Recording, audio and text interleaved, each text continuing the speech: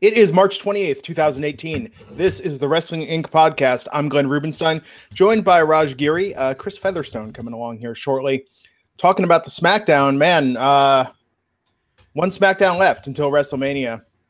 Last night, kind of a weird show. I think they were really coasting off the momentum of Daniel Bryan's return. We saw that in the opening video package. I think his promo was a highlight of the show. Some developments happened on the road to WrestleMania. But Raj, what did you think overall and how it sort of counterbalances a lackluster Monday Night Raw this week? A lackluster SmackDown. It's just a lackluster week of WWE TV. You know, you would think WrestleMania is 2 months away with how little they're doing to get you excited in some of the other matches. You know, all these video packages and stuff they're doing for Ronda Rousey, they're forgetting that for the majority of the people that watch the product, that's not the match they're most interested in. Yeah. A ton of people are interested in AJ and Nakamura. A ton of people are interested in Charlotte and Asuka. Cena and Undertaker, for different reasons. And they're putting all their production values, everything into the Rousey stuff. And I just think it's just very underwhelming. Now, I think WrestleMania is going to be a great show when it comes, but I just thought it was just lackluster. Like you said, Daniel Bryan was the highlight, and outside of that, it was kind of a really forgettable show. You have to figure they did the math, right? It wasn't bad, but it was forgettable. Yeah. Well, it's like without them confirming Undertaker and John Cena Monday, they've done the math that we are near capacity enough in New Orleans that we're gonna play this out the way it's gonna play out. But look, I think they're overestimating the mainstream interest in Ronda Rousey. And then look at those interviews yesterday making the rounds. I don't think she's getting that mainstream pop, that mainstream attention as much as they thought they would. And I don't think it's going as well as they planned. I think they are getting it. I mean, she is all over the place. If you do a Google search for Ronda Rousey, you'll see she's everywhere. Whether that's translating to interest in the event itself, we'll see. Rousey has a history of overachieving when it comes to this stuff. As far as they'll put her with an opponent in UFC that no one's heard about, undercard that of people you don't even know who they are if you're a casual MMA fan, and it does gigantic business. So from that standpoint, look, I think they should put a lot of focus on the Rousey match, but also on the other matches. I think they've done a terrible job with Charlotte and Asuka. I mean, definitely. They had Asuka on Raw. I mean, Charlotte, fine, she's injured. Show a video package. Show something where you're showing like the two best women wrestlers of this generation, of the last who knows when. And even if you don't think they are, sell it like they are. And have a video package just because they have such a great production team.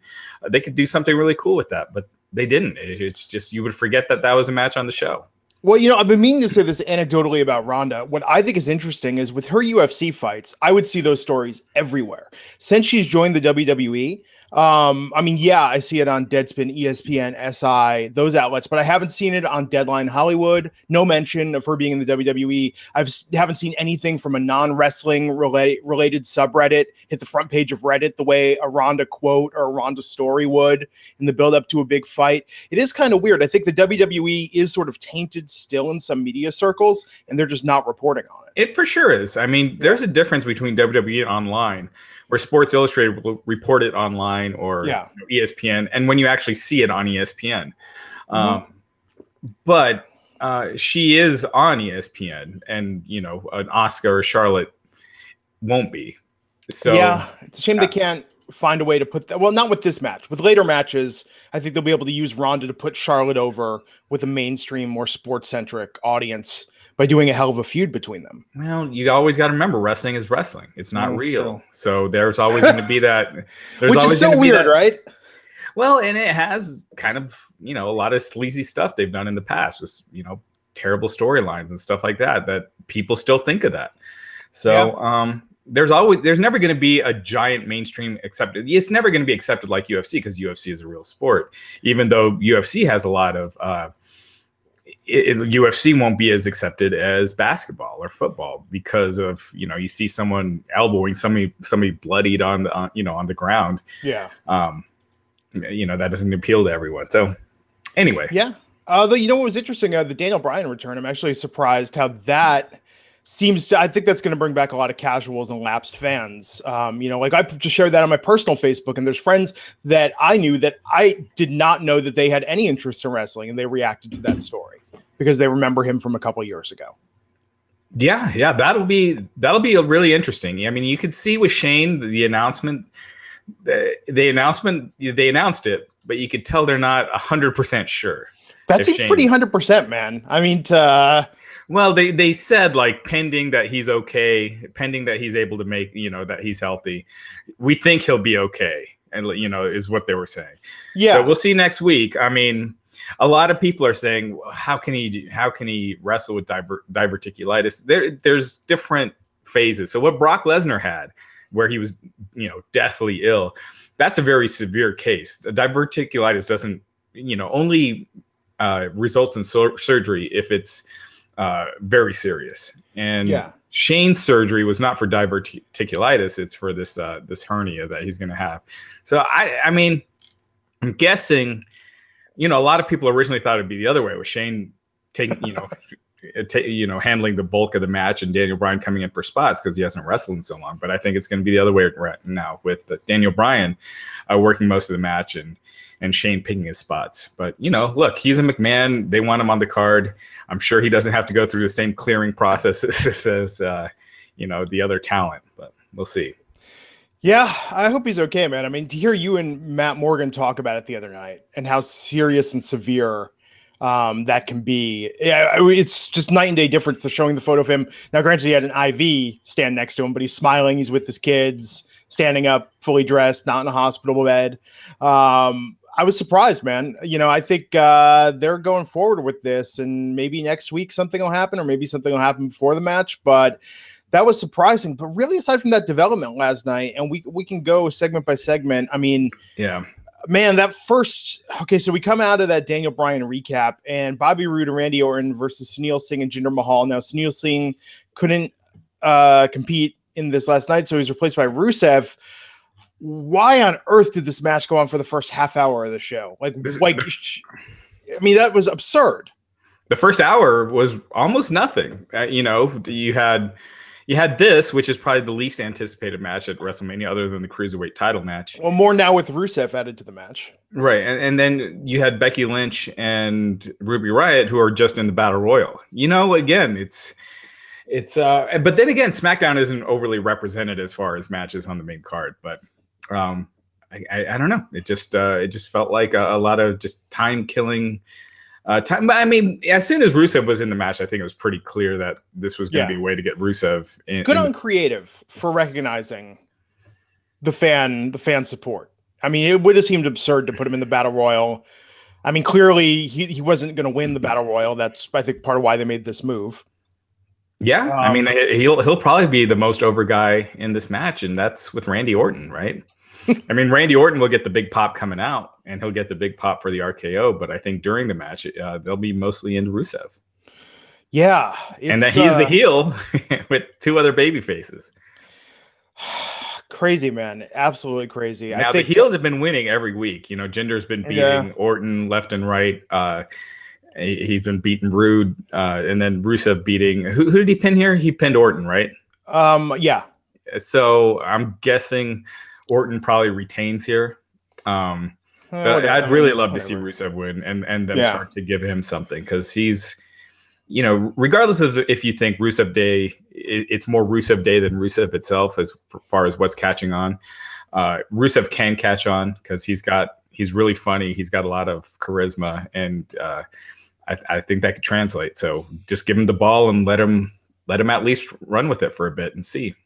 Yeah, I mean, look, SmackDown needs more top guys. Absolutely. I mean, desperately. We'll see what happens with the draft too, or the shakeup, or whatever they're going to call it. But yeah, traditionally it usually makes SmackDown weaker, as we saw last year. Yeah, but Randy and Bobby Roode, man, that was just, I mean, it's not even a feud, because I mean, they're both faces technically.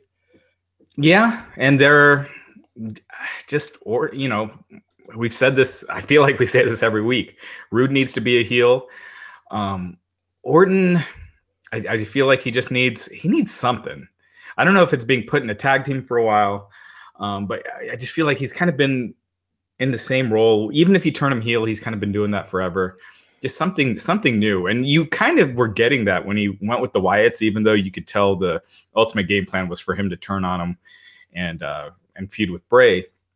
But I think he at least it felt different with Orton for a while there. And I feel like he needs something like that. Yeah. So we went from that match to a couple backstage promos. Rusev saying he was going to ask to be added to the Fatal 4-Way. That happened. They announced Shinsuke Nakamura versus Shelton Benjamin for later in the evening, which I get it. Better match than it sounds like. But yeah, that was an interesting main event. Shinsuke wanted AJ in his corner. Yeah, I mean, Shelton had an amazing match. You know, in the past, one of the best Raw matches I've seen was Shawn Michaels. Mm-hmm. But the level he's been pushed at. Yes, the way they're treating him now, like Shelton Benjamin in the main event. Right, exactly. I mean, it's one thing if they had been, you know, pushing him at a higher level, having him getting some singles wins here and there. But 2 weeks from Mania, the challenger, I felt like they should end with someone stronger. Yeah. Hey, what's up, Chris? Hey. What's going on? What's going on? Can you hear me? Hey man, you got Matt Morgan's internet connection. What's going on? Can you hear me? Yeah, I can hear you. It was cutting out a little bit there. Can you hear me at all? Yeah, you're cutting out. You're cutting out, buddy. Okay. Yeah. Interesting. Power outage in my state and my good all. I'll try again. Can you hear me now? Yeah. Try it again. Right now you're cutting out. Okay, I'll try again. All right. Okay. So Chris needs to escape the matrix there. Get better connection so we can all hear him and enjoy his insights here. So with Shelton Benjamin, you're absolutely right. The way they've been booking him, it seemed like a what? And then you had to remember back like, oh yeah, of course, this could be really good. So Shinsuke asked AJ to be in his corner for that match, knowing that Gable would be in Benjamin's corner. Then we had Becky Lynch versus Ruby Riott. You know, as far as a women's match, any other week, I think this would have made a lot of sense. They're obviously trying to set up some of these rivalries for the women's battle royal. Good on them for doing that. But yeah, just no real consequences. I will say though, hey, Becky got 2 wins in one night last night. So everyone that feels that she's been underutilized and buried, it was a good night for Becky fans, if nothing else.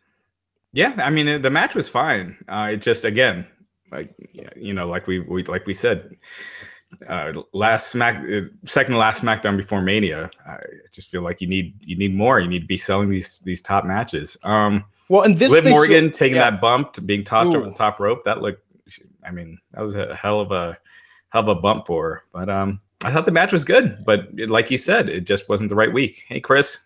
There we go. Is that better? Absolutely. All right, pardon my Matt Morgan there. You're the blueprint Wi-Fi. That's right. It's I have a power outage here in Ohio, like 5 minutes before I was going to go on air, and it's still out. And they just let me know that it's back on, so I might have a much better connection here in just a moment. But I'm here and ready to go. All right, sounds cool, good. man. So we were talking. You didn't miss much. You know, if you missed SmackDown last night, you didn't miss much. But this Daniel Bryan promo, right? Came out in a cardigan and his new T-shirt, talking about Sami Zayn and Kevin Owens, who were not there last night, or at least not on TV. Sami Zayn tweeted that they were home watching this. The outrage, and man, there's something weird there. I fired you guys, but now I'm going to challenge you to a match with me and Shane. Yeah. If you win, you keep your jobs. You lose, you're fired. Long promo, man, but the audience was into it. Chris, what do you think of this angle? This is one of the best angles that I like in WWE, period. I think I'm a traditionalist. I'm all about long angles. I'm all about, 6-month builds, long builds. One of my favorites builds is WrestleMania 5. The Mega Powers explode. Mm-hmm. And so they would have the awesome promos from the Control Center, from Mean Gene Okerlund, and I love these traditional long builds. And stemming from Owens started thinking he was shafted and blaming Shane and getting Vince involved. And I mean, this angle's been about a good 5-6 months long. So yeah, next to Roman and Brock, this is the second biggest build for Mania. Yeah. So I mean, I'm looking forward to this match more than perhaps any other ones. This is one of my top 3 matches I'm looking forward to the most. And what's interesting is that there has been a long build, but it's also been accidental. Like Daniel Bryan legitimately wasn't cleared until last week. It wasn't like 8 months ago when they started this that they were planning on Daniel Bryan and Shane versus Owens and Zayn at WrestleMania, even though we had been talking about it, pretty much ever since they I called it here on this podcast, and Raj, you said no, there's no way. I said there's no way if he doesn't get cleared. I said he will get cleared and he'll be back, and that's exactly what's happening. So we were talking on Monday night, Glenn, with Matt and Justin, about how there are some wrestlers that you always cheer for, and you kind of get behind regardless of regardless of if the match sucks or who they're against or what the storyline is. There's some wrestlers you always cheer for. And for me, growing up, it was the Macho Man when I was younger, and then there was The Rock, and now it's Daniel Bryan. And and so when they announced this match and that stip, all I could think of is, oh man, that means Daniel Bryan's going to lose, or him and Shane are going to lose, because the storyline would suggest that Owens and Zayn find a way to win so they get their jobs back. And I don't know. I thought Owens and Zayn loses and they move over to Raw. That's the first thing I thought. Yeah, but usually firing means you're gone completely. Like that's usually what they say with these fighters. Well, not unless you're John Cena. You come back the next week. So it depends on who you are. Or Daniel Bryan turns. Sami Zayn and Kevin Owens were at the live events this past week. Yeah, that's true. I could see Daniel Bryan turning and being the third man, as it were. Yeah, I think he's back. Got so much steam as a babyface right now that but they've had him be a heel before. They have been. It didn't work. I mean, it worked. It worked before he became the superstar babyface. But then remember when he joined the Wyatts and they had to drop that in like 3 weeks because it was. So I don't know. I think maybe Shane turns. I don't know. That would be interesting. I just think this is one of those things. They did this last time too. Last time Daniel Bryan was injured. After he lost the world title, had to be stripped of the world title. He came back. They did it on his comeback match was a nothing match on Raw where he lost clean to Bray Wyatt. And then he was thrown out of the Royal Rumble like nothing. And that's the one where they turned on Roman at the end, who was the eventual winner. But I just think the big pop, the big feel-good story is Daniel Bryan winning, pinning either Zayn or Owens and, getting the win with the S-Lock. I mean, maybe they're going to Raw. I mean, maybe. It wouldn't be the worst thing. I mean, they need to do something. I mean, if they move them over to Raw, I hope they bring like Rollins and Finn Balor to SmackDown, because they Owens and Sammy have pretty much been SmackDown as far as the entertainment aspect of it. Yeah. Yeah, I agree with that. So we had the Bludgeon Brothers versus the New Day last night. Bludgeon Brothers won by DQ. The real thing this match did was set up that it's going to be a triple threat at WrestleMania. Bludgeon Brothers, New Day, Usos, which is pretty much what we all assumed. Chris, what do you think of this? And do you think the Bludgeon Brothers are going to win at Mania and get those belts? No. I don't think they're going to win. But isn't that quite a brick wall, though, for this build? I mean, the Bludgeon Brothers, they've been building them a really long time as this dominant tag team. Well, again, I guess the theme of my appearance here is just tradition, as Matt Hardy would say. I think the Bludgeon Brothers are the heel utility players for a really good Uso and New Day babyface showdown. And I think it. I'm not a fan of the Bludgeon Brothers being in the match, but at the same time, they're the they're the big heels that you have to overcome. And to be honest with you, this feud hasn't been too bad. It's been pretty traditional as far as just you have the huge, larger than life, dominant bad guy, big bad guy. that gets fed to the baby faces in the end. And so that's what I see at Mania. What I'd like to see personally is I'd like to see the New Day get that big WrestleMania win. I agree. You know, they've been like this top tag team, this top group in WWE for a while. They haven't had that big WrestleMania moment. I'd like to see them beat the Usos. That would kind of put a little, bookmark on their feud at least. Mm-hmm.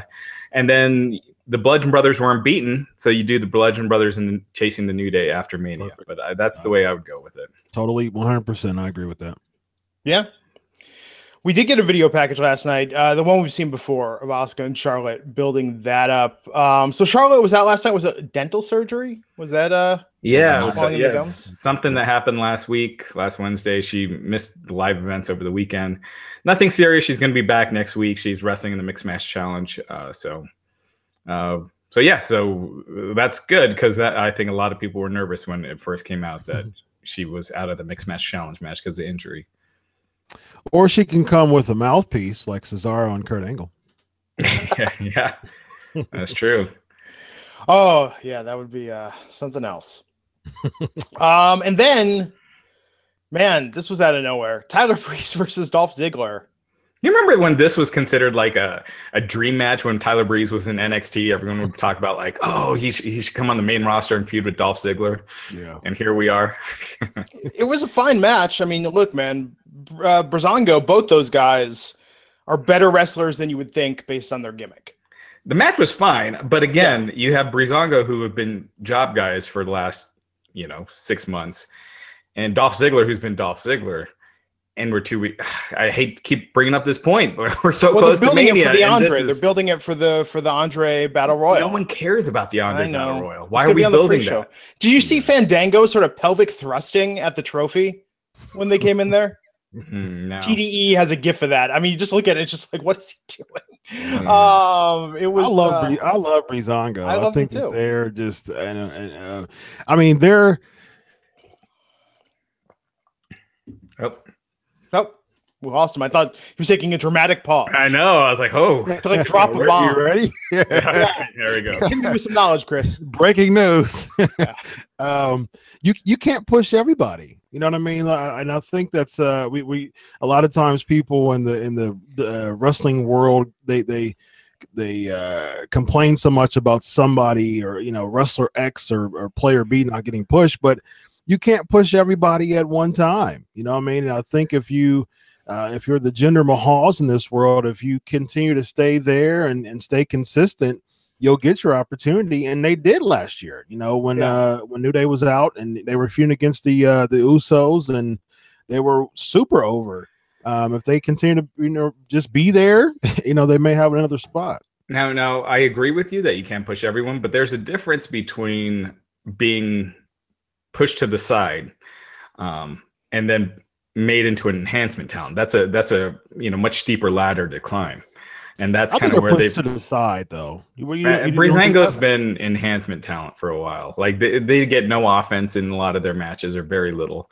They won at Fastlane 6-man with Ty Dillinger. I was there. Yeah. They've had some good matches. I mean, not in a while, but they've had. I mean, even the comedy they did with what was that match? What was against the Usos where they were in the disguises? Like that was still, that was good. Actually, that was very good on a level of how do you do comedy in like a real match. I mean, that was one of the few examples we've seen going to those lengths. But Grandma Breeze. I just think that right now WWE sees them in that Santino role, and that's a tough role to break out of. Oh, and I think Tyler Breeze, I think is in particular, could have a lot going for him. And I think Fandango is talented too, but I almost think they got to get out of this Breezango team because WWE sees that at a certain spot. You think that he'll do better as a singles person than Breezango because it's Tyler Breeze? It just seems like his direction was even worse. I think if he really wants to go somewhere, he has to kind of cut out a lot of the goofiness and the over the top. When he was doing the Zoolander stuff, Yeah, we want to go back to being Mike Dalton in no, FCW. Roman Reigns' partner. Follow Shawn. Try to follow Shawn Michaels more than you follow Zoolander. And yeah, but then what's Dolph Ziggler going to do? And everyone else is trying to. Dolph, no one cares about anyway. So it's fine. I'm not saying copy Shawn Michaels, but use that more as your blueprint as opposed to Zoolander. It's been a while since we've got sort of a male go-go dancer, male stripper character. Yeah, but how often has that worked? What world champions had that? Shawn Michaels. Yeah, but he also had an edge to him that he didn't come across as like just a caricature. Yeah, I agree. Yeah, and then you have like the Heartbreakers and what was it? Kurt Hawkins and Tyler Rex when they did their little gimmick, as a tag team, and it was just bad news. Well, that over the top, narcissistic gimmick has been done probably more than any other wrestling character, other than maybe going back to Gorgeous George. Yeah, other than the Cowboy. And how often has it really, really worked? I mean, Rick Rude, maybe. Adonis. Who? Adrian Adonis. Yeah, Adrian. Yeah, but his was almost sarcastic. You thought I was talking about Chris Adonis? Yeah, I was like, what?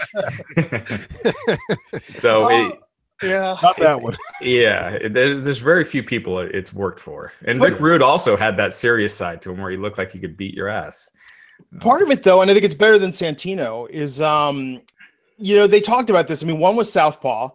And two was when they did the stuff with John Cena and Nikki Bella, like people recognizing that Breezango are funny and that they have comedic chops. I think they're two of the. Sure, I think everyone thinks they're funny and they're amusing, but it's just kind of there's a ceiling to that. Yeah, well, it's kind of weird though because they are both very qualified, competent wrestlers in the ring that are capable of more. But no, I think it's their, we've talked about this before. There's very few guys in the WWE, and men and women, there are very few of them that I think could actually have a career outside the WWE doing on-camera stuff, doing acting, that could succeed in that business. I think Breezango are two of those few. They could absolutely transition to something else if they wanted to, but in a way that's, it's getting them on TV, but yeah, it's coming at the expense. I don't know. We don't know about that. There's a difference between doing over-the-top comedy in a wrestling backstage segment as opposed to acting in a TV show. I agree, but even Southpaw. I mean, look at what. Yeah, that's also over-the-top. But comedy can be as well. Like what? Like what show is like, completely like that? Yeah, that's. Normally you have to have a little more range than just.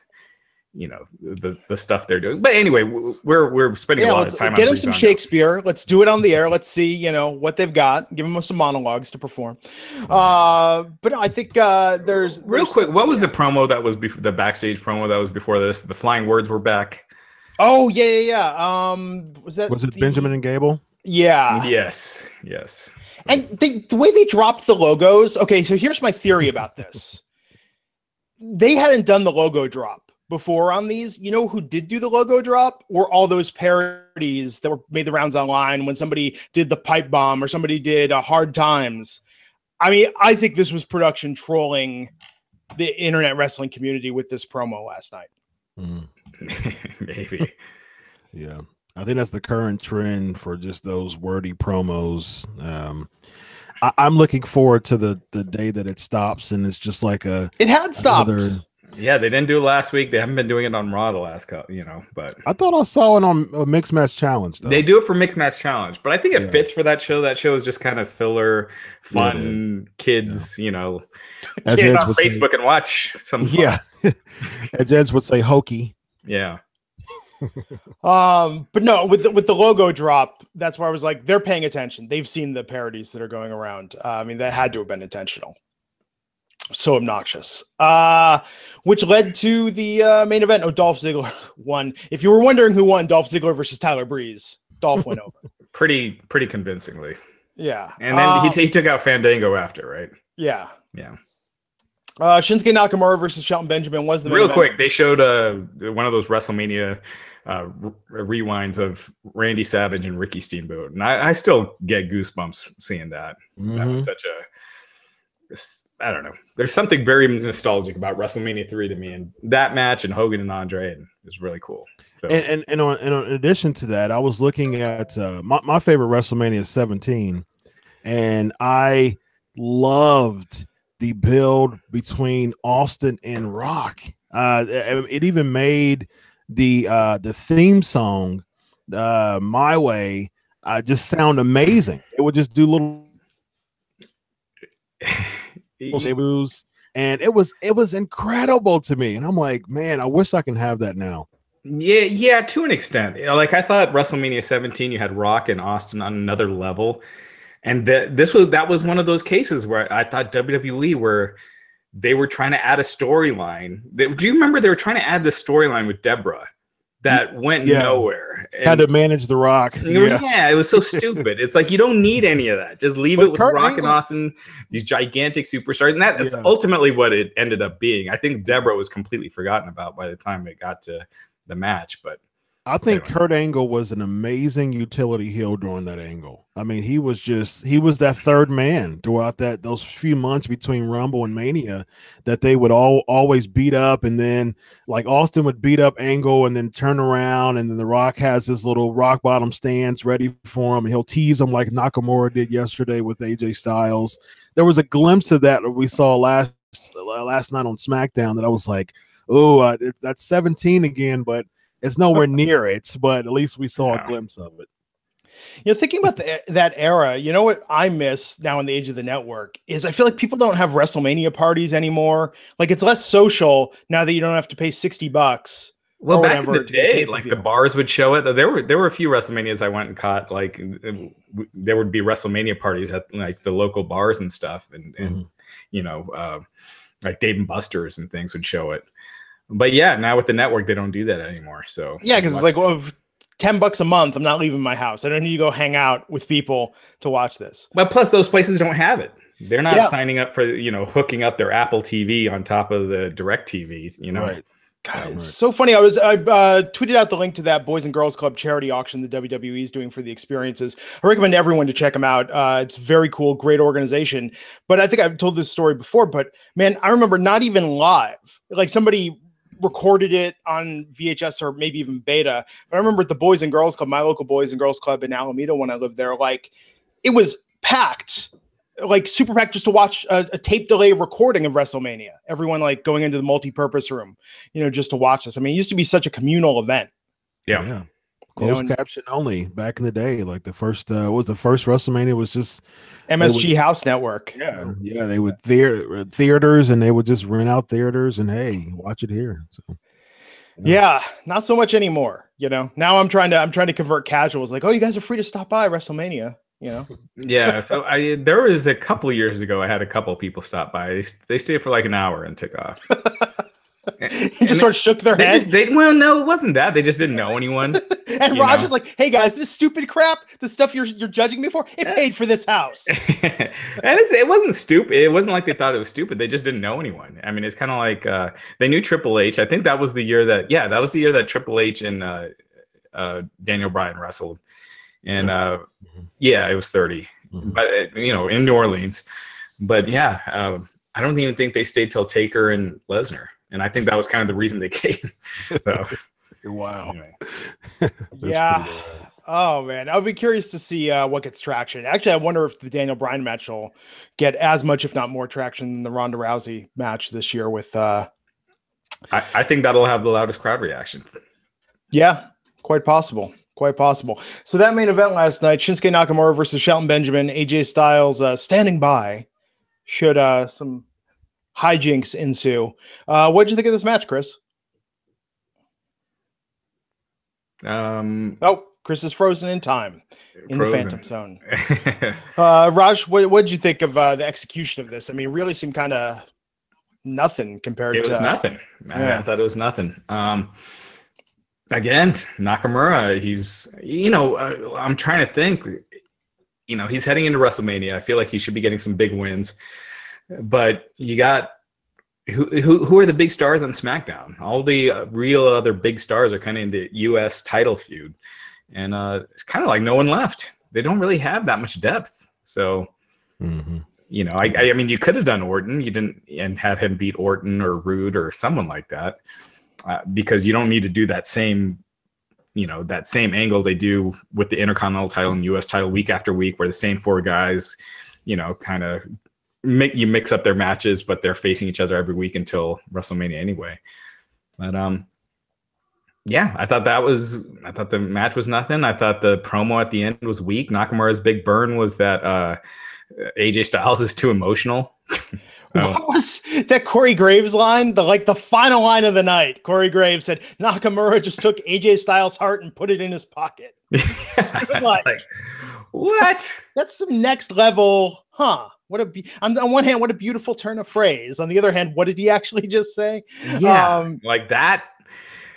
Oh man, this build has, again, it's almost like it'd be better if you kept them off TV and just showed video packages. They're not even. I hate saying that, yeah. But it's true. With every promo that they're doing, it brings my excitement for this match down. I was super excited for it, and I will be by the time it comes on. But this build is doing nothing. Because a friendly competition is a terrible angle. Yeah. It is. It absolutely is. But there's a way you can do it. Yeah. WWE is just not good at doing it. They kind of do that. Anytime they have two baby faces, it's always the same thing, where they're accidentally hitting each other or they're just showing each other up. But yeah, you know, like two guys really out to prove that they're the best, and you really like drive that home that these are the two best wrestlers, and they have been, and they've been the best wrestlers for a long time. You get people, you know, you get people video packages with guys like Bret Hart talking about like how great these guys are, and you know, Shawn Michaels and how they can't wait and who they think is going to win. And you know, there's a way to build that anticipation instead of someone just saying you're too emotional, that's why I'm going to beat you. Yep. Chris, are you excited, Chris, for AJ versus Nakamura, the way that they're building it? I guess as much as I can be. I mean, again, the builds aren't as exciting as they used to be, but I don't think it's been a terrible build. I think they've done a good job with AJ's injury, and I'm glad they kind of played on that, because I'm a big fan of not being too physical during builds. That's the reason why I don't like the past couple weeks of Brock and Roman. I think that's terrible. I just avoid the physicality as much as you can. Let the big moment be when you compete against each other in the ring at the big pay-per-view. Avoid physicality until then, and that's what they've been doing, which I do like. So I do like that factor of it. Yeah, I almost wish that they'd taken AJ's injury and worked that in the storyline. Maybe even. Now, granted, they can't do this with Shane and Daniel, what they're doing, but have them say, like, we don't know that you're fully up. Maybe make them vacate the title, and it's going to be him versus Nakamura. Winner gets it. So he's not defending, because that way at least AJ can cut promos like he's chasing him more competitive. The problem is they're trying to have Nakamura do this heavy lifting of telling the story. And we've talked about this before. He's gotten a lot better. I mean, like we said, we're all rooting for him when he's doing these, but I don't think he's going to be able to go out there and give, you know, 2 paragraphs of exposition and get the audience fully invested in it. Not with his delivery, at least. I just think, I think the storyline that would have worked for this was that AJ Styles has been wanting Nakamura for a long time. He's always been hearing his whole career how Nakamura is the best wrestler in the world, and he's been kind of chasing Nakamura. He got one chance against him and lost, and he's been obsessing with that. And that's the storyline. You just sell that over and over and over. And you know, you could have Baron Corbin on SmackDown tell AJ how Nakamura was his favorite wrestler or something, and AJ just loses it, and that leads to a match between, you know what I mean? But AJ's like obsessed with being the best, and Nakamura is holding that title. That would have been good. Like everyone backstage, the entire roster, even the Ascension, are like, dude, you're good, but you're not him. Yeah, like, yeah. As long as it keeps Nakamura off the mic, I'm fine with it. Yeah, AJ should have been the one carrying the mic load, and he's the one that's chasing Nakamura, even though he's the champion. And I think there's a cool storyline you could have done there.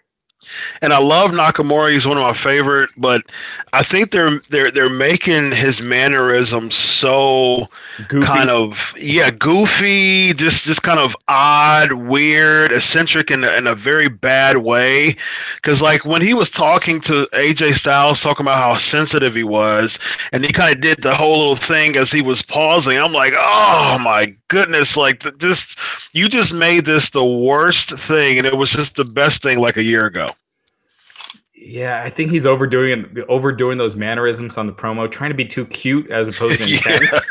Yeah. Like you don't get this feeling of this badass. You get this feel. He sounds like a kid almost. And yeah. And you know what's funny? Okay, so this might surprise some people. So especially compared to our conversation about Hogan that went on for an hour the other night. So I've been seeing like a lot of really progressive wrestling fans saying like, oh, you shouldn't say Nakamura or Asuka are having problems with these lengthy English promos. You shouldn't criticize. You should be supportive. You shouldn't blame the WWE. You know, like all these things. It's like, no, okay, first off, I don't blame Nakamura or Asuka. I do blame the WWE. Like, get them working with the best people. You know what? Certainly. Take your private jet, fly them to each event so they don't have to spend time in the car, and use that extra time to have them working with a language specialist that can help them on their enunciation, performance, and delivery. It's not even that. It's the way because Asuka can talk. She's proven that. Like, they both can talk when they're not scripted. It's the stuff they're scripting for all of this, and the way what they're telling them to put the emphasis on. Yeah, it just makes it sound so corny that they can do fine if they're given the right stuff. And it's entirely the WWE's fault for one, the material they're giving them, and then two, not giving them the slack to properly prepare with that material. And it's not just that. They have them smile when they deliver these promos. Like they're having, like, again, it's like they're kids, like they're playing as opposed to being more intense. Nakamura should be with a strict face saying he's going to kick his head off. Yeah, that would be like yeah, sensitive, NATO face. Yeah, I think that with dominant characters, less is more. You know what I mean? Like, I think when, like, the Brons, the Asukas, the Nakamuras, I think that with those characters, so especially Brock's, because last line we heard from Brock was Paul say something stupid, and so that was bad news. But yeah, I don't give a shit about your kids. that was even better. But with those characters, less is more. You know, with Paul Heyman, you have the mouthpiece. You know, unfortunately, Strowman, Nakamura, or Asuka doesn't have mouthpieces. So what you do is you have them kind of talk in the ring. I mean, that's what the dominant characters do. I'm going to say what I'm going to say in the ring. I'll drop a few lines. So you remember back in the day when the Undertaker, the only thing he said was 3 words, which was rest in peace. Mm-hmm. And Bearer would say every single thing. And then at the end, he would say, rest in peace, you know, and Animal would talk a lot. And then at the end, Hawk would say, oh, what a rush. I mean, that's how catchphrases were so amazing back in the day, because they would be set up by other people. Nowadays, if you're talking so much and then at the end, you're saying nobody's ready for Asuka, I'm like, I don't care. I mean, you didn't set it up well. I mean, I don't really care about this catchphrase. Yeah, and they don't trust her enough. I mean, look at what she's been doing with The Miz. One, I think when she's speaking in Japanese and The Miz just does his thing, I think that's fantastic. But even when she's speaking English in those promos with The Miz, she's comfortable. They're looser with it. Like, how is it backstage with a couple minutes prep, they can cut a better promo than what all of WWE Creative is working on and feeding her? Well, they're feeding them those too. Yeah, well, those are. Do you think that from the Mixed Match Challenge? Because the tone is different. Oh, they're extra scripted. They're just taking the other person's catchphrases, turning it around. Almost every promo is like that. So yeah. Maybe it's better because you say, "Hey, imitate this thing." It's just they're so short and they're backstage, not in the ring, but. I don't get it. And I think with Nakamura, I mean, I could very much see him winning at WrestleMania. I think that would be great, but I think they have to figure out going forward. I thought that promo he cut on Rusev, the Nakamura Day one, I thought that was really good. His promos have been better, which is why last night was weird that they had him going back to giving, more nuanced, longer statements. Yeah. I don't see any need for much of a promo for Nakamura. I think it kills his character. Yeah, I think just a few words, no smiling, intense, look angry, and I think that would be way more effective. I think it would make his character way more badass. Yeah, we'll see, man. It'll be interesting if Asuka and Nakamura are on the same show post-Mania as champions. Yeah. That would be fun. Cool. That would be diverse. No, very cool in a lot of ways. But that promo aspect of it is going to be front and center in how they present that. I kind of think Styles is retaining anyway. There's a part of me who feels the same way about that. But I mean, I understand why they would set up Naka's, big WrestleMania moment. But as I look at this angle, I'm like, Styles actually may retain. Yeah, I don't know if they want to change unless Styles is injured and needs to take a little time off. Yeah, I don't know if you want to change all the titles, right? They're definitely Reigns is beating Lesnar for sure. Do you want to change both world titles? I mean, they did last year. They did last year, but so that's why I almost think they won't want to this year. I think Styles is better in the chase than is the champ. I mean, I think that's constantly been the case. But they could keep this going. I don't think this is the end of the feud. I think they great, would probably, right? But I think they need something. Assuming that Styles or Nakamura doesn't go to Raw, the feud will be much better if Nakamura wins, because then AJ will be able to cut these promos and tell this story and give his perspective. Where Nakamura, like you said, he doesn't have to say anything. He just gets to be the badass champ. And he beat him again. I think AJ is going to go to Raw though. Yeah. I think that'd be bad for him, but I could see that. Yeah, I think SmackDown's a better place, but I definitely think he's. I strongly think he's going to Raw. Yeah, we'll see, man. I'm looking forward to that superstar shakeup this year, seeing where everything falls. So let's ask some of the people in the chat this too. If you could exchange 3 people from each brand to the other, who would you pick? That's a very good question. Go ahead, go for it. Well, I would. I've said this plenty of times here on the show. I would move. If I could pick 3 people, I would move Finn the Club to SmackDown, and be the dominant heel team, heel faction, and even feud with Nakamura. Go back to the whole New Japan days. Why not? For Raw. I think Orton needs a shift. I'll be fine with Orton over to Raw. Rusev over to Raw I'll be fine with as well. And I'll probably move a female, so maybe Becky Lynch. Yeah, Becky's good. That'd be a good one. Someone, Christopher, saying Finn and Bayley to SmackDown. I like both of those. I'd do Rollins as well. The Miz needs to go back to SmackDown now with Daniel cleared. I think he's doing, I think he's doing fine on Raw, but I could see that if they want to get that. That becomes the hottest feud on SmackDown. I mean, you build a show around that feud. Yeah. SummerSlam, I can see that. Chris is saying, another good one, Dolph to Raw. I think that doesn't hurt SmackDown too much, and it could spice him up a little. Same as Orton. I could see that. Or maybe Rude. Just people that have star power, but, I say move Rude to Raw and have him be a heel. Yeah. Kareem saying Daniel Bryan, Styles, and Jinder on Raw. I think they'd all get buried in the shuffle. Natalie saying Becky to Raw. I think that'd be a good move too. Becky Sasha last night in that mixed match challenge match. I mean, the chemistry they had instantly. They've had great matches before. I think after Sasha Bayley happens, I think going back to Sasha Becky would be a fantastic feud. Yeah. Speaking of Rude, I think like you said, Raj, moving him over to Raw as a heel would be perfect. Similar to what they did with Booker T when he moved over and he became a heel and started feuding with Christian, I believe it was. And I think he went over to. I think he was a babyface actually on Raw feuding with Christian. I think he went over to SmackDown and started his heel deal. So coming to another brand as a turn, to me, it actually spices up a character pretty good.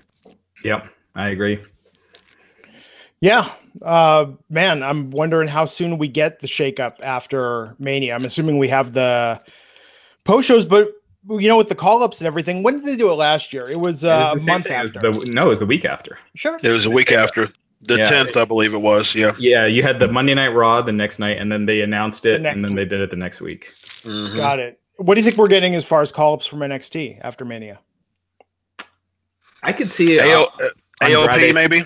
I could see AOP. I could see Andrade, Cien, Almas, Gargano and Ciampa, Drew McIntyre. Gargano and Ciampa, man. Ugh, I don't like that one. Unless I don't see anything else for them though. I think this is like Gargano's quote unquote fired, coming back. By the way, that video with him chasing Ciampa, who actually ran the stop sign, is pretty funny. But the MVP of that video is Otis Dojovic. I love that guy. He's absolutely amazing and super over. But I don't see anything else for Gargano though. The problem is, and I think they're fantastic on NXT, and I like them there. I just see them getting lost in the shuffle. Oh, I think they'll be the big story on 205 Live. 205, yeah. But if you move to 205 Live, I think that's worse than NXT because it's got lower exposure, except for the weeks where they're on Raw in a quiet match. But other than that, NXT does higher ratings on the network. Yeah, and, it's a hotter show. You're in front of that hot crowd, whereas 205 Live, it's a quiet crowd. And I think there's no advantage to 205 Live except you get to be on Raw once in a while. Well, and it's a weekly TV series. If you're on NXT, chances are you're on NXT television maybe twice a month tops. Because but 205 Live is starting to become like that too. Yeah. Like everyone's not on every week, so. Yeah, man, which I think is good, though. I think it's good. If you're not on every week, I think that helps your character. Like when NXT did that a lot. When Shinsuke was champ, and even when Shinsuke was like the main event player, they would announce him being on the next week. Yeah. So yeah, I think it's a good thing. So anyway, a little over a week away. Women iconic duo. I could easily see that. Ember Moon. Yeah, but then what's the NXT women's division look like? Probably Shayna Baszler. Kairi Sane. Yeah, I can see that being the big feud this summer. Mm-hmm. Yeah. Man, it's exciting. Week away. Chris, when are you going to Louisiana? Thursday. Nice. And Raj, you're going next Thursday as well. Thursday to Saturday. So I'll be back here for the Takeover podcast that we'll be doing. Nice, man. I'll be at Takeover. Very cool. Nice. Real quick, and we'll do a couple more questions. Yeah, please. For people that are subscribed to the podcast version right after this, you'll listen to some flashback interviews of my interviews last year with Bill Goldberg and Kurt Angle, since they're two big stories heading into WrestleMania. Goldberg talks about how his match with Brock Lesnar went, who, if he came back, who he'd like to feud with. It's an edited version. There was also a lot of stuff we were talking about, stuff he was doing that summer. So that stuff is out. And then same thing with Kurt Angle. We talk about him coming back into the fold, being brought on as GM, interacting with Vince again. Again, some stuff is edited out because it's no longer relevant. But they're about 10 minutes each. So if you're an audio subscriber, it's going to be on right after this. Oh man, that was rough with Kurt last night in the Mixed Match Challenge. Did you guys see that when he came out? Becky Lynch. Yeah. Yeah. He botches so much nowadays, though. Yeah. Real quick, do you guys catch Mixed Match Challenge?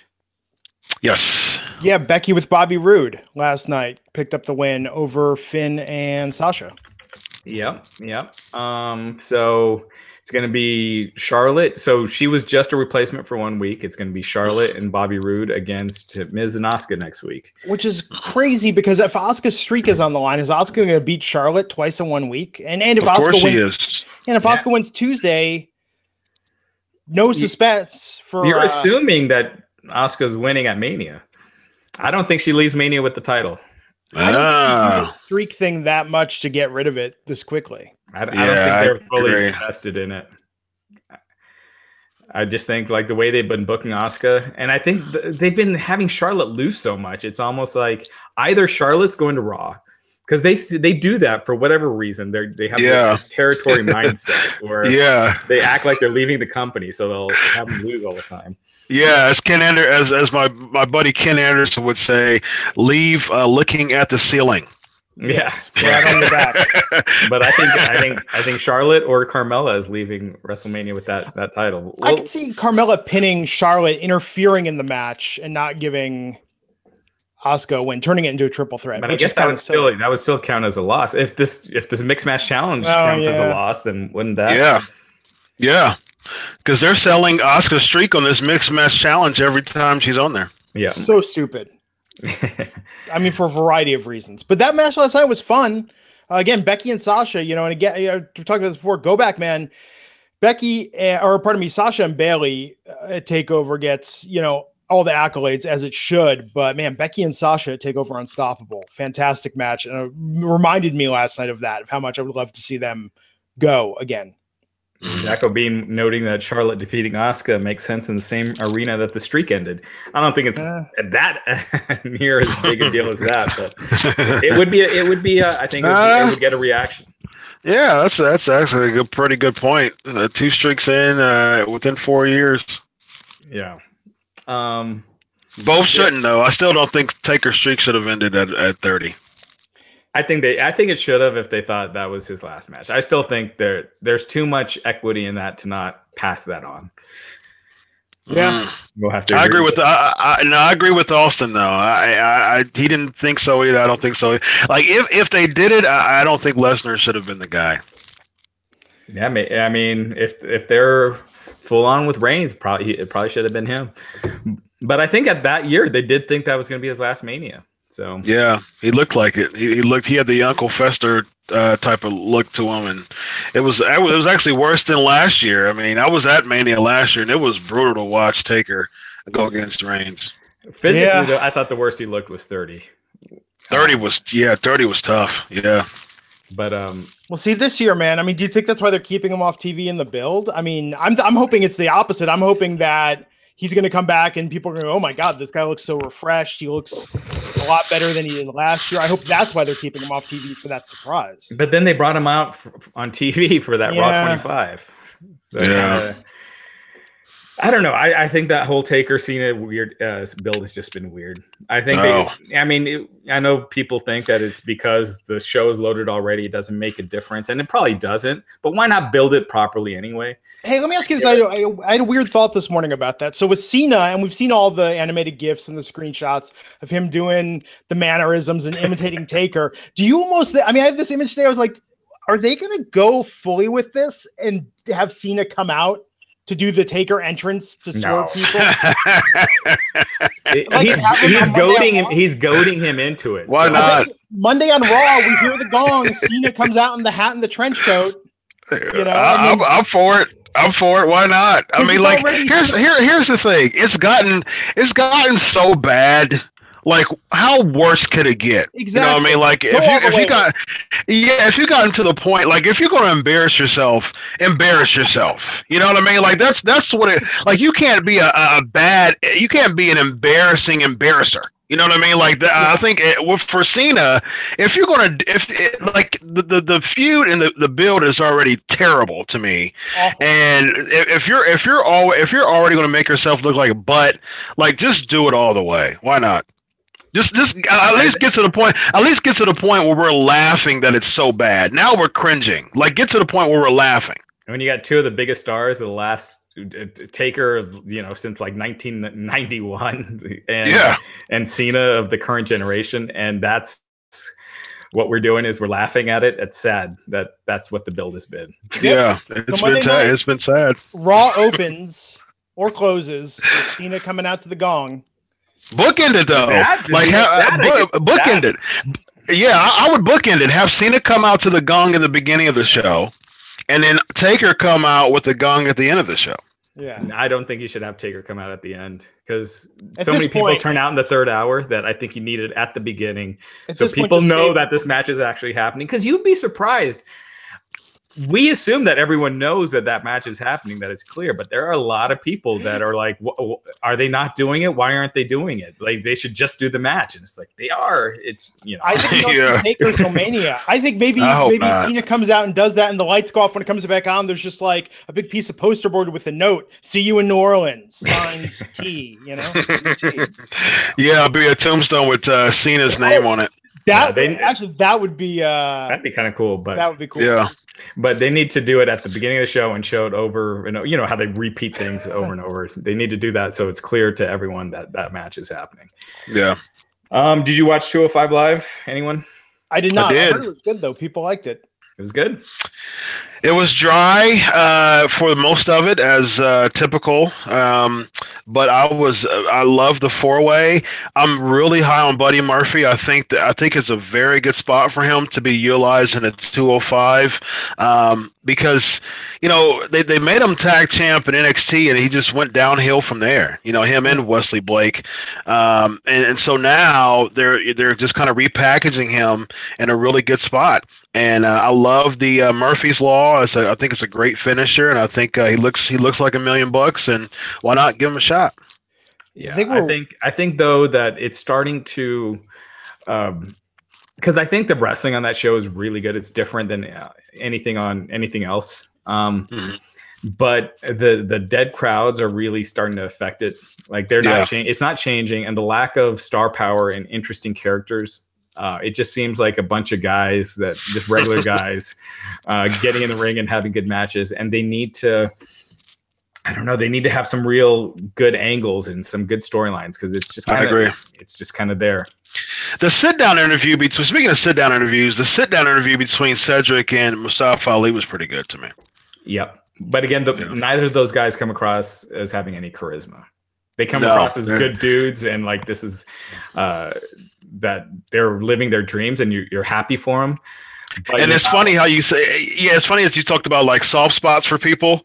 And it's like, I feel that towards Cedric Alexander. He's a very nice guy. I've had him on my show before. So I've got a soft spot for Cedric.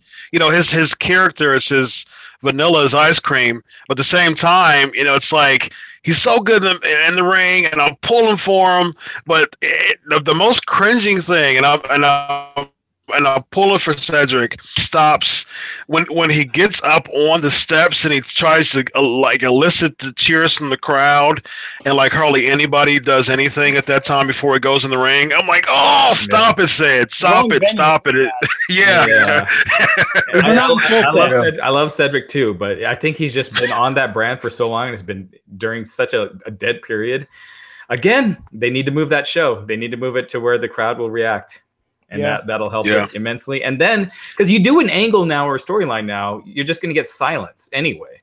So unless you have it in a different crowd with a different reaction, those storylines won't get over anyway. So here's a question real quick. Who do you think, and this for the chat room, I suppose, as well, who do you think from 205 Live roster, if you had an opportunity to draft, since we're going in threes, if you could draft 3 people, since, you know, the Young Bucks just moved to the heavyweight division, who would you move to the heavyweight division from 205 Live you think could be successful? Well, that's a good question. Tony Nese, maybe? No.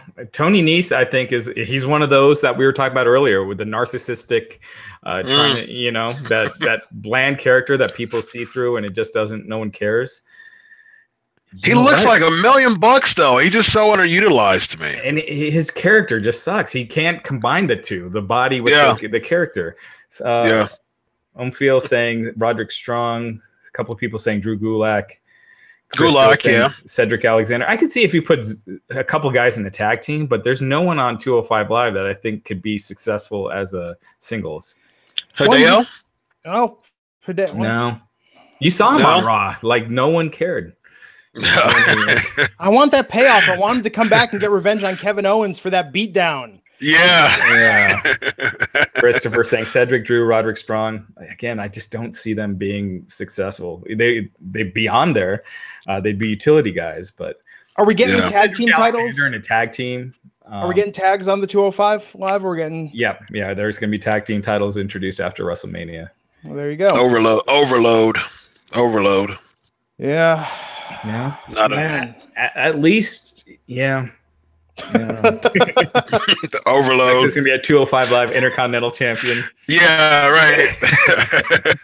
205 Live Flyweight Champion. Television champion. Right. All right. Man, this is good week. Anything else we didn't cover? Raj, has WWE done anything stupid? Any social outrage or wrongs that we need to right in the world? I think we got all the political stuff out of the way on Monday. Jeez. We got Saudi Arabia and Hogan, so we covered two big things. Hey, so on the Hogan piece, did you actually have a black guy on the podcast? Oh no, we thought it would be far more interesting for three people not African Americans to comment.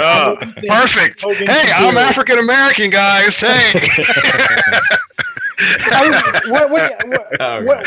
Yeah. Go ahead, Glenn. Quit. Yeah. Chris, what's your take on it? What's your take on the whole? Is it ready? Mark Henry, speaking on behalf of black wrestlers, I believe, didn't he call it like the coalition of black wrestlers, said that he's not ready for Hogan to come back. As a fan of color, what do you think? I think I'm okay with him coming back. I do think that Hogan, I think I'm sorry is a little bit is minimalizing it. You know what I mean? Because how far does an apology go? You know, if you don't back it up.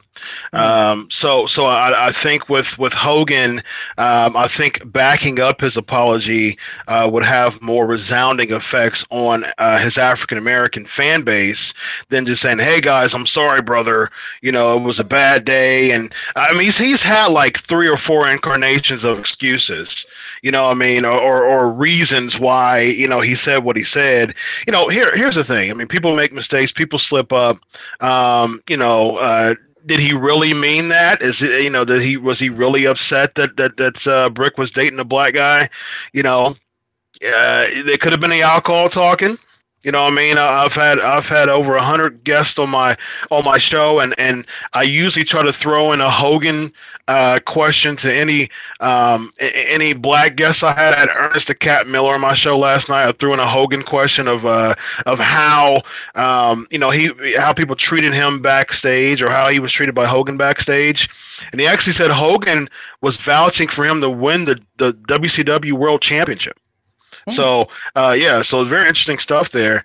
And so from all the accounts that I know, from the wrestlers I know who are black, and from the people I know the wrestler I know who hung around Hogan, it's been pretty common that he's not like that. He's just not, there's other names that are like that, but Hogan is typically not the person who is synonymous with having a certain feeling towards black people. So personally, me knowing that, I'm more forgiving toward Hogan. But I think from a wider base, I think that I agree with Mark. I think there's a little bit more than just "I'm sorry" to back up your apology. Make it a little bit more sincere by. I think he took a picture with like Mike Tyson right after that, and I was like, "Oh, that's ridiculous." I mean, don't do that. Yeah. Opens more questions than. Yeah, that was stupid. But time heals wounds mostly, and I think that if Hogan comes back, I think both black and white will give him a resounding ovation. We shall see. People are speculating that he could induct Hillbilly Jim into the Hall of Fame. I'd be fine with that. Yeah, I think that's one thing. I think for me, specifically when we're talking about the night, it's the idea of him coming back as SmackDown general manager, or to the raucous applause of a WrestleMania crowd. But similar to the Andre thing, if he wants to do something in historical context as a one-off appearance, I mean, that's far different than bringing him back in a major role in the company. Yeah, don't bring him back as the general manager, because huge characters like that, if we see them every week, I think it dilutes it. So I wouldn't want to see like a Hogan or Sting as general manager to me. I think I don't agree. They dominate the other stars in terms of power and size. In Hogan's case, he'd be bigger than these guys. Yeah. Yep. No, agreed. Well, there well said, Chris. All right, guys. Audio version. Check out Kurt Angle and Goldberg interview coming up next.